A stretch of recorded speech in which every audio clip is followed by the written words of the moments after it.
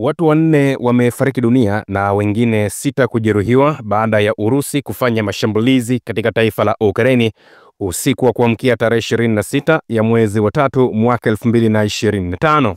Idara ya ulinzi ya Ukraine ilifanikiwa kuzidungua ndege 56 kati ya 117 drone ambazo zilikuwa zimerushwa na Urusi usiku wa tarehe 25 kuamkia 26, ambapo ilihusisha zile kamikaze au Shahed, ambapo 48 zilikuwa zimerushwa katika maeneo mbalimbali. Lakini kwa mujibu wa taarifa ambayo imetolewa na Ukraine ni kwamba rada zao ziliweza kuona. Kwa mujibu wa taarifa iliyotolewa na Ukraine ni kwamba vile vikinga mashambulizi vya kielektroniki ambavyo wamepewa na nchi mbalimbali viliwasaidia kuhakikisha wanazuia mashambulizi ya Urusi. Katika eneo la Donetsk, watu 3 walifariki dunia, ambapo wengine 2 katika eneo la Kultuvika na 1 kwenye eneo la Pokrovsk, lakini wengine 3 walijeruhiwa. Kwa mujibu wa taarifa iliyotolewa na Vadim Flashkin, anasema mwanaume mwenye umri wa miaka 63 alishambuliwa katika eneo la Dnipropetrovsk, hii ilikuwa ni matokeo ya mashambulizi ya Urusi kwa kutumia kamikaze. Governor Serhiy Lysyaki aliandika kupitia katika chapisho kwenye mtandao wa Telegram. Katika eneo la Kursk, watu 3 walijeruhiwa, ikiwa ni matokeo ya mashambulizi ya Urusi kwenye miundombinu pamoja na makazi, ambayo ilisababisha mashambulizi kwenye jengo ambalo lilikuwa lina ghorofa 2 na vyumba visivyopungua 12. Anaitwa Oleksandr Proglin, ambaye yeye ni gavana katika eneo hilo la Kherson, alizungumza. Lakini pia Urusi walifanya mashambulizi katika mji wa Oktrinka kule katika maeneo ya Sami, ambapo waliharibu majengo 2, lakini pia waliharibu maduka 4, bila kusahau eneo ambapo kulikuwa kuna ofisi za utawala mbalimbali, na magari kadha wa kadha yalishambuliwa kutokana na mashambulizi hayo ambayo yalifanywa na serikali ya Urusi. Kwa hiyo in fact ni kwamba Urusi wameendelea kufanya mashambulizi katika maeneo mbalimbali. Sasa wakati tunazungumza juu ya Urusi kufanya mashambulizi, tumeona Ukraine na wenyewe hawapoi hata kidogo. Ukraine imeendelea kulenga miundombinu ya nishati ya Urusi kwa mujibu wa taarifa iliyotolewa na Wizara ya Ulinzi ya pale Urusi. Wizara ya Ulinzi ya Urusi imesema kuwa Ukraine inaendelea kulenga miundombinu ya nishati ya Urusi licha ya madai ya Rais wa Ukraine Volodymyr Zelensky kuwa wamekubaliana kufanya makubaliano ya kusitisha mapigano kati ya Moscow pamoja na Ukraine na Washington kusitisha mashambulizi kwenye miundombinu ya nishati.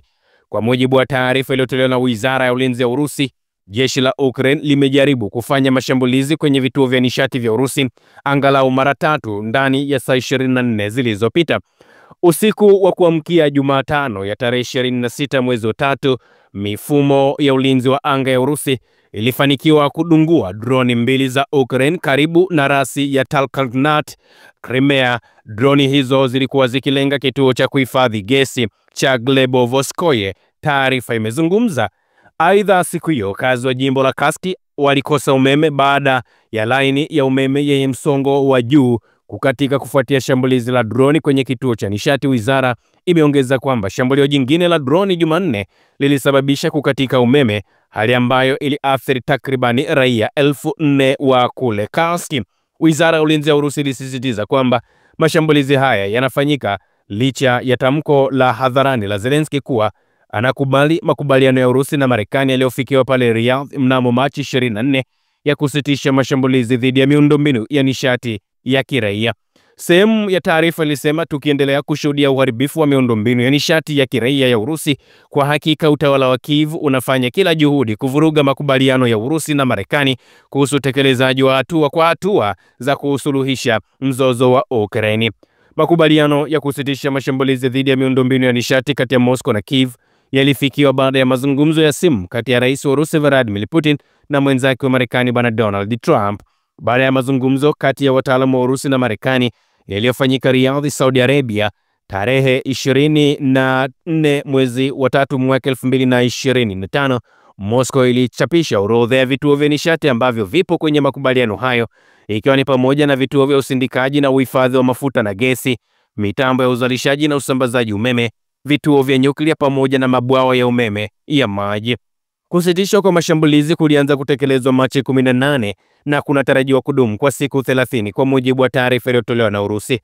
Akizungumza na mkutano wa waandishi wa habari, Rais wa Ukraine Bwana Volodymyr Zelensky alielezea juu ya utayari wa Ukraine kuheshimu makubaliano ambayo yamependekezwa na Trump ya kusitisha mashambulizi dhidi ya miundombinu ya nishati pamoja na mapigano katika Bahari Nyeusi. Hatulengi miundombinu yao ya nishati, wao pia wasilenge miundombinu yetu ya nishati. Nafikiri kuna maswali na maelezo mengi kuhusu jambo hili, lakini kwa sasa ndivyo inavyosikika. Kila upande hautatumia silaha ambazo zinalenga nishati ya upande mwingine, aliongea kiongozi huyo wa Ukraine. Msemaji wa Kremlin Dmitry Peskov alisema kwamba Urusi inakusudia kuendelea kuheshimu marufuku ya mashambulizi dhidi ya miundombinu ya nishati ya Ukraine licha ya ukiukwaji wa mara kwa mara unaofanywa na Kiev. Kwa hiyo Kiev bado imeendelea kufanya mashambulizi katika maeneo mbalimbali. Kikubwa zaidi, wanajaribu kuuaminisha ulimwengu kwamba wao si sehemu tena ya kufanya makubaliano ambayo yalikuwa yamefikiwa. Niweke nukta na ripoti moja hapa ambayo inatuhusu sisi waandishi wa habari hizi za geopolitics. Mwandishi wa habari mwenzetu wa kituo cha televisheni cha Channel 1 ya Urusi anayefahamika kama Anna Prokofieva ameuawa wakati akitekeleza majukumu yake katika mkoa wa Belgorod ambao unapakana na Ukraine. Kituo hicho kimethibitisha kifo chake na kueleza kuwa mpiga picha wake Dmitry Volkov amejeruhiwa vibaya katika shambulizi hilo. Kwa mujibu wa ripoti za awali, Prokofieva alikuwa akifanya kazi katika kijiji cha Demidovivka, eneo lililo karibu na mapigano makali, na inaripotiwa kwamba mwandishi huyo mwenye umri wa miaka 35 ameaga dunia kutokana na shambulio la droni au vipande vya bomu, ingawa bado maelezo hayajaelezwa vizuri. Hii inafuatia mauaji ya waandishi wengine watatu wa habari mapema wiki hii katika mashambulizi ya Ukraine, Jamhuri ya Watu wa Lugansk LPR, na kule katika mkoa wa Kursk.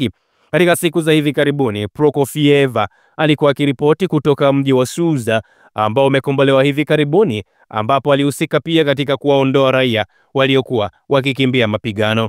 Correspondent huyu au aliyekuwa anajitolea Anna Prokofieva ameuawa wakati akitekeleza majukumu yake. Tukio hili limetokea katika mkoa wa Belgorod mpakani na Ukraine, ambapo timu yetu ya habari ilikuwa ipo katika eneo hilo, ilisema taarifa iliyotoka katika chombo hicho cha Channel 1.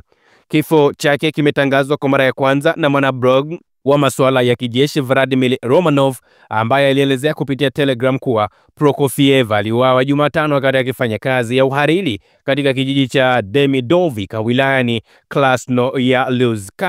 Kwa mujibu wa kaimu gavana mkoa wa Kursk Alexander Kainstein, mpiga picha wa Channel 1 Dmitry Volkov alijeruhiwa vibaya na kwa sasa yupo kwenye mashine ya kusaidia kupumua na amehamishwa kwenye chumba cha dharura katika hospitali ya mkoa wa Kursk kwa ajili ya matibabu zaidi. Tumfahamu kidogo huyu wa kuitwa Anna Prokofieva. Alikuwa mhitimu wa chuo kikuu cha urafiki wa watu ambacho kinafahamika kama RUDN, na alikuwa na ujuzi wa lugha ya Kihispania kabla ya kujiunga na Channel 1. Alifanya kazi katika idara ya lugha ya Kihispania ya shirikisho la habari la Lojia Segonia. Mnamo mwaka 2023 alikuwa mwandishi wa habari za kivita wa Channel 1 akiripoti mzozo wa Ukraine moja kwa moja kutoka katika eneo la mapambano. Akizungumzia kifo cha Prokofieva, msemaji wa Wizara ya Mambo ya Nje ya Urusi Bi Maria Zakharova ameishutumu Ukraine kwa kulenga waandishi wa habari kwa makusudi na kukiuka sheria za kimataifa ambazo zinawalinda waandishi wa habari. Kwa mujibu wa vyombo vya habari, Prokofieva analipoti kutoka kwenye eneo hatari zaidi la operesheni ya kijeshi ya Urusi, mara nyingi ikiwa katika maeneo ya wanajeshi wa Urusi. Pia alishuhudiwa na ripoti za hivi karibuni ambapo alikuwa akiripoti taarifa za kutegua mabomu katika maeneo ambayo yamekombolewa, akifanya kazi karibu na wataalamu, lakini wakati mwingine akiwa mita chache tu kutoka katika mabomu ambayo yalikuwa bado hayajalipuka. Na wakati wa utayarishaji wa ripoti zake alikumbwa na mashambulizi mara kadhaa, na kwa bahati mbaya tumempoteza mwanadada huyu Prokofieva ambaye alikuwa na umri wa miaka 35, bado binti mdogo kabisa, lakini kwa bahati mbaya amefariki dunia. Rest in peace, inna lillahi wa inna ilaihi rajiun. Na tunaamini kazi ambayo umeifanya ulitusaidia sana katika kutupa hizo ripoti ambazo zinatoka katika eneo la Special Military Operation.